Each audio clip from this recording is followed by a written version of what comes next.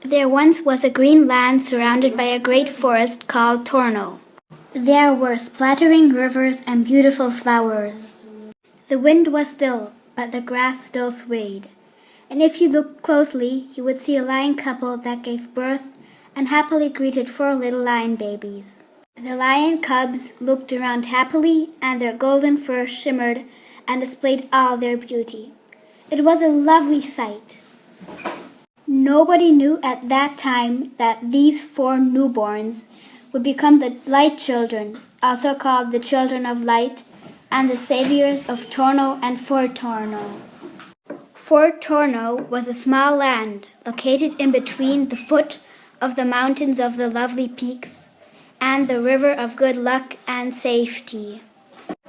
Far down to the south there was a land stretched from far southwest to far in the southeast. This land in the south was called Wilta. Wilta had a very evil, cruel, unfair, and bad ruler named Wilta. That's why Wilta was also named Wilta. Wilta's king was very greedy and always wanted to have more land, power, money, and gold. Now, back to the lion cubs. The 4 lion cubs gently climbed on their parents' backs. Torno gently lay in the sunshine of High Peak. High Peak was the highest mountain in the mountain range that separated Torno from the land of Wilta. The mountain ranges were called the Mountains of Lovely Peaks. Flowing down from the mountains, a river called the River of Good Luck and Safety was flowing into a bigger river that you had to cross if you wanted to cross from either Torno to the Mountains of the Lovely Peaks, or if you wanted to cross over from the mountains to Torno. The mountains were actually in Torno. Direct before the Mountains of the Lovely Peaks was a small mountain range called the Castrian Mountains. 4 years after the 4 lion cubs were born, Wilta raged in anger. But now back to the 4 newborns. The oldest was being given the name Blue, but everybody called him Blue Way. His parents called him Blue because just after his birth, Blue had found a way to the Blue Stream, and Blue had splashed happily in the blue water of Blue Stream or Blue Creek. Blue always knew or found a way. Then the second oldest was named Violet, but everybody called her Violet High Peak Violet Rose. She had been given this name because shortly after her birth, Violet had run up the Violet Rose Mountain. She loved high peaks and everything high. She had always felt a great love for violets that grew in a big number on Violet Rose Cliff and on Violet Peak. She had a gift to feel the sunshine and the sadness or happiness. She understood a lot and she could feel in, as she would always say. Then came Silver, who was always called Silver Alert, and was followed by Gold, who was always called Gold Alert. Both of them were always full of energy, and both of them were very curious. They both had very good senses, and nothing passed them without them knowing about it. Silver Alert always figured out when something happened. Gold Alert was always full of sunshine and noticed everything. She loved to run. Well, all of them loved to just run and play on their home and birth meadow without any worries. On a lovely sunshine morning, Sunshine Family, that was their family name, hiked up Violet Rose Mountain Peak. Violet was very happy. On the Violet Rose Peak, Violet lay in the grass, all covered with violet roses. She felt the sunshine and she enjoyed it. Blue was, as always, looking on the map, and Silver and Gold Alert had found a butterfly to play with, not to chase or kill the butterfly. The Sunshine parents lay next to Violet and had a dream. In the dream, an angel told them these words: "Your children will be the children of light and sunshine." When they came back from their hike, they found a letter on the table. Sunshine Family, pack your things and take a voyage to the Castrian Mountains to meet Clara, who will lead you to the high peak. There, G.O. will wait you to fly you over the forest of border. Geo will let you off on the good side of the valley. River Valley is in the middle of the forest of border. You will recognize Geo. He has a yellow goldish wings with red brownish stars. He has magical wings. God bless you on your voyage. Elizabeth, your safety angel. Nobody spoke, totally silent. Mother and Father Sunshine both started to speak at the same time. Well, I guess we'll have to go. And so they went. As they came nearer and nearer and nearer to the Castrian Mountains, Gold Alert noticed the sharp clanging sound of swords. She quickly told her family and ran off to observe. Silver followed her. She ducked behind a bush and saw them, Sir Edgar fighting with Sir Bertrand. Sir Edgar was a good friend of hers.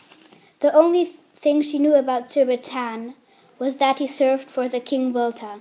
Finally, Sir Edgar overcame Sir Bertrand, and he came to rest. Sir Edgar hadn't noticed Silver and Gold yet, but now they came up to Sir Edgar.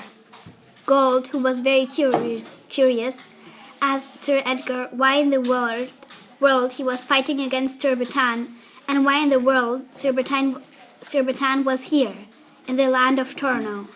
Sir Edgar told her, "Well, I am the only one to know that the evil, greedy, dumb, nasty, cruel, horrible, terrible, and I don't know what, King Wilta wants to invade Fort Torno. Sir Bertrand tracked me down to fight me and conquer me. From there on, from Fort Torno on, King Wilta wants to march over to Torno to behead King Lagarde. Then Wilta wants to invade Torno, Colonia, and Tasla." With the last words, tears rolled down Sir Edgar's cheeks. Gold and Silver were both shocked and speechless.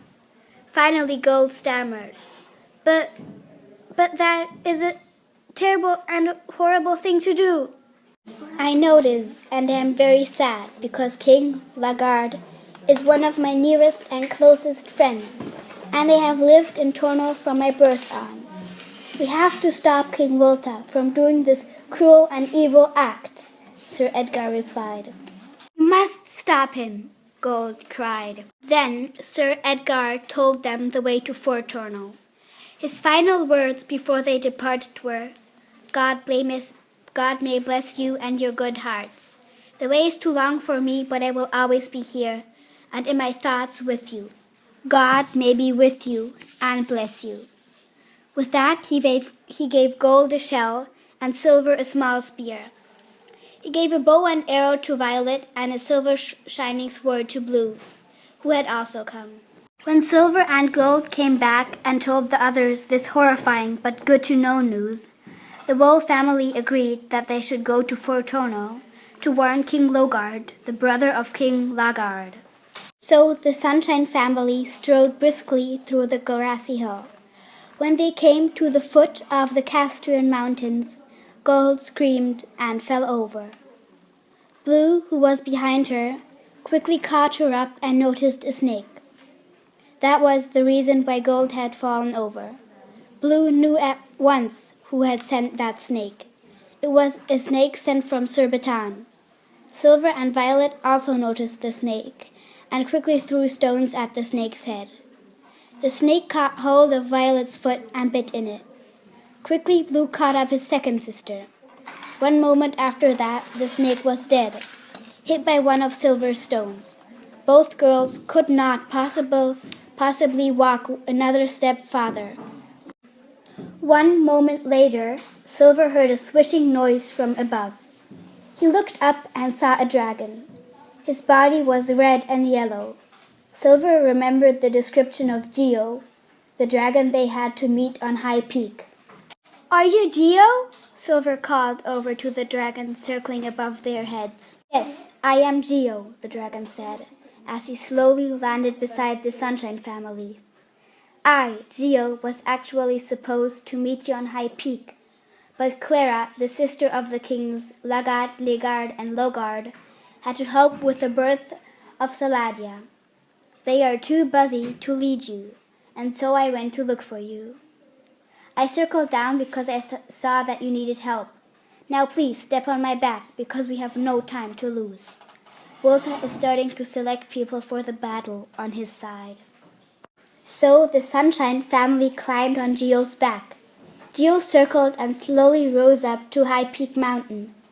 As he circled nearer and nearer to the mountain, he told the family that he would land on High Peak, and that Blue and Mother should carry Gold, and that Silver and Father, Sunshine, should carry Violet.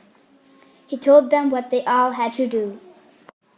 Geo landed on the peak, and the whole Sunshine family climbed off the dragon's back and carried their assigned person. On High Peak, from the highest stone, there was a little flowing stream of water. Quickly the family put the water on both Violet's and Gold's feet and legs.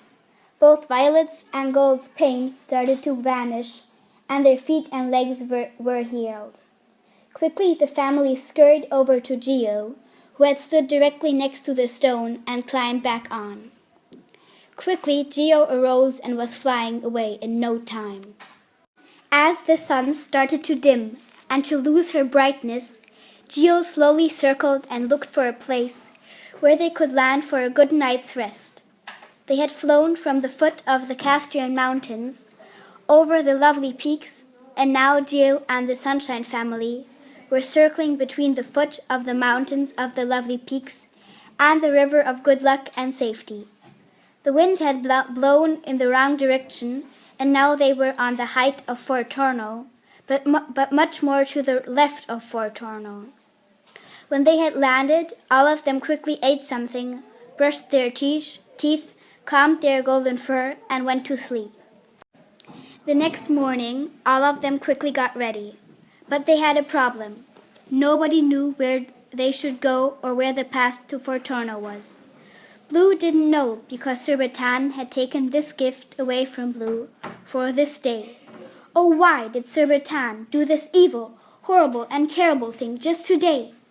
Nobody knew, so all of them went in search for somebody who could tell them the way or lead them to a path. Sir Batan had cut all of the paths and ways leading out. Again, everybody asked themselves, why, oh why? People did horrible and terrible and evil deeds.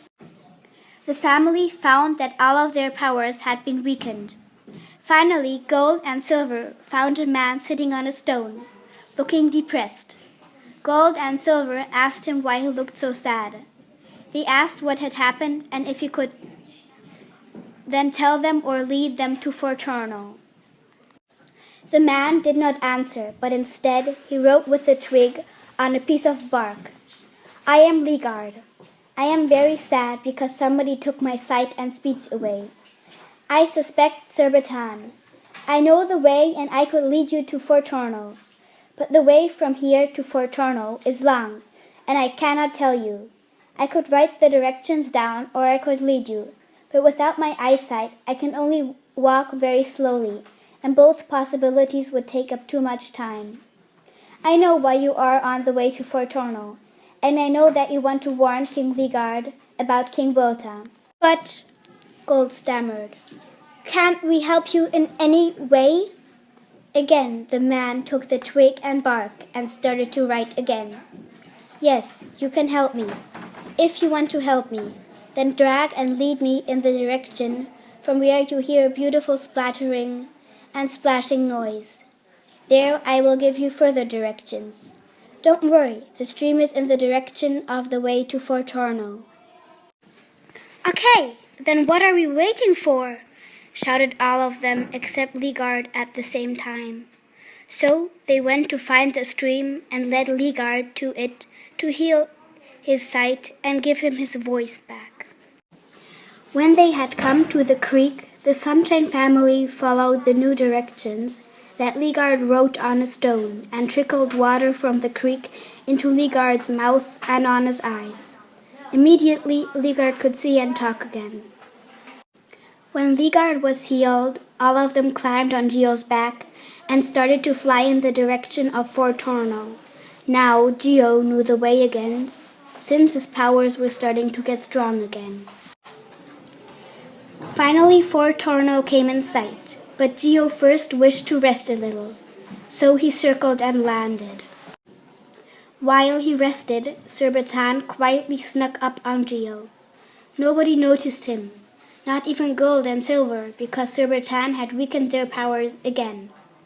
Well, Gold and Silver saw the arrow swishing through the air, but it was too late. Gold screamed and tumbled backwards. Now the family was delayed again, and had to travel to foot to Fort Torno. But they knew the power of the healing stream, and Gold, Violet, and Silver quickly scampered and scurried off to get the water from the healing stream.